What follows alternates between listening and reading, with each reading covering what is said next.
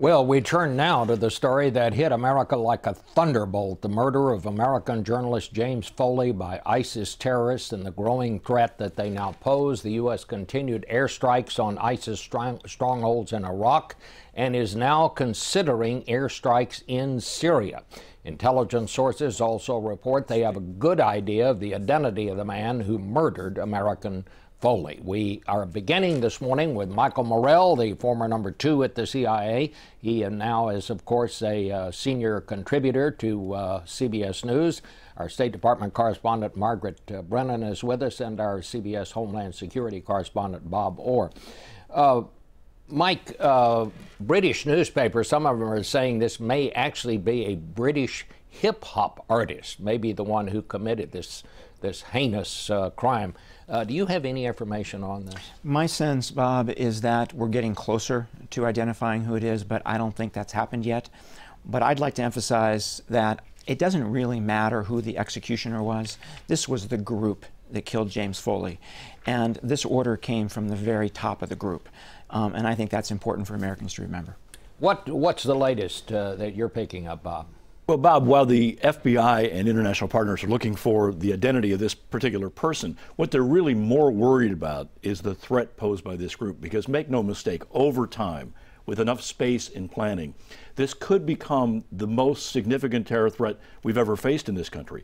Short term, the assessment is maybe they could inspire somebody to do something, you know, kind of a one-off, homegrown type inspired attack. But over time, since they have Western recruits, and that's a key point, they could put together a big-time plot that would rival something like 9/11. That's what we're really trying to stop. And Mike, talking about getting people into this country, because that seemed to be what Chuck Hagel, Secretary of Defense, was talking about. This is not so much about what's going on in Iraq. You know, it's a lot about that, right, but the threat that it poses to the homeland. Right. I think there's 3 things we have to worry about. 2 are short-term, 1 is long-term.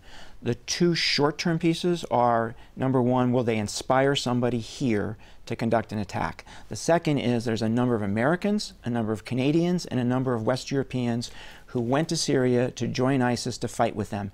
Any one of those could be directed back at the United States to conduct a small-scale attack. Over the long term, 2.5, 3 years, we need to worry about a 9/11 style attack by ISIS. Margaret, you were at the Pentagon today, last week, and you were there when the Secretary of Defense and the Chairman of the Joint Chiefs both gave their new, I would say, assessments of the threat posed by ISIS. What is happening now? Are we planning to step up the attack on ISIS, perhaps going even into Syria? Well, it's changed the calculus, certainly, this attack this week on James Foley, which is being filtered by the administration as a terrorist attack on the U.S. But when I was at the Pentagon and asked the Chairman of the Joint Chiefs about the need to sort of strike at the safe havens, he acknowledged what so many officials have been talking about privately for some time, which is you can contain in the short term ISIS, but in the long term, it's actually not effective unless you really hit them at the place that their fighters can run to. Airstrikes in Iraq, you can run right back over into the safe haven in Syria.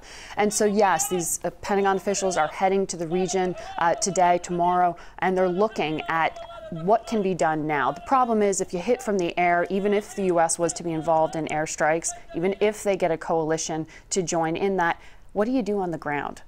Because really the U.S. has chosen not to scale up this small program of training and equipping moderate rebels. It hasn't been industrial strength. They haven't built an army. And there's a big question of how do you back that up? Will the president at some point, won't he have to go to the Congress if he plans to step this up in a major kind of way? And what does the administration think? Do they think they'll get Congress's approval?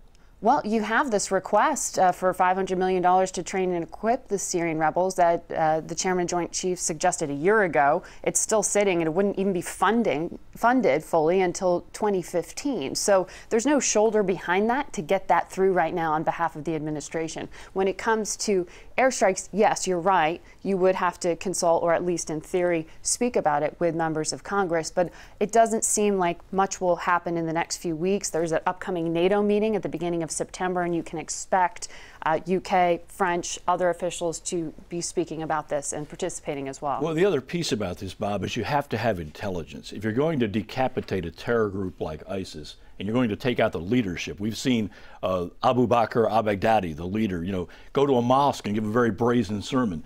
If you're going to attack these people, you need to have a robust intelligence operation that gives you specific, what's called actionable intelligence that would allow the president to launch some kind of raid or drone strike.